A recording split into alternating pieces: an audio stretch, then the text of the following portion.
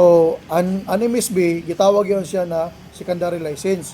Karon ang ASICOL, gitawag nato na siya na short for Australia Securities and Investment Commission is the financial services regulatory body in Australia. So meaning amoy ni nato gitawag call na secondary license an ASIC. Okay. So amoy yan siya. Okay, kinahanglan kayo mag-documentation ko kasi CEO sa kami. Lagi. So sa CEO nga kuan regulatory at least namin ma-report nga nag-discuss gid kami training. Okay? So karon ko ang ato kuan ko MSB para mapatunayan nato ko na legit gid ang precise planning. So naa sa gitawag nato diri nga website. Pwede nimo tanaw sa Google ya sa call tudloan ta kaunon para makita nimo yaon. Kaya gid papilis na precise planning na legit gid kita. Okay? Tapos yan sa ASICOL. Makita sa nimo nila control number. Kumbaga sa SIC pa yaon, yaay number kibali. Lagi. So nakuha na nimo call. Now karon ang company background call, okay. Precise Planning Group Limited, established in 2007, is a global leader in integrated financial services with its headquarters located in prominent international financial hub. The company is committed to providing high quality, secured, and innovative trading services to users worldwide. So, grabe ang company ko, 2007 pa nagsugod ang company.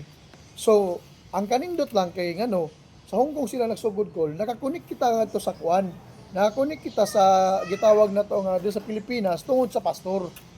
Tungod sa mga leaders na pod na nag-apply pagka CEO, tapos gipakalat niya na karon daghan na kayo ta diri sa Pilipinas, okay? So, ang trading signal niya, ang kanindot ang Nicole kay dili lang kita ko individual na nag-trading, kundi naghahatag po sila og signal para mudaog kita. Okay?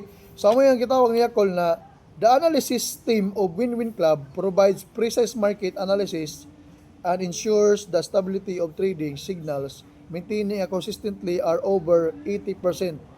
Unlike the traditional trades who must analyze market trends and minor trends in fluctuation throughout the day, investor can simply follow the providing trade signals to consistently and steadily generate profits without the need to constantly observe market movements. Mo pasabot kol tibuok kalibutan kibali kol ga-trade siya.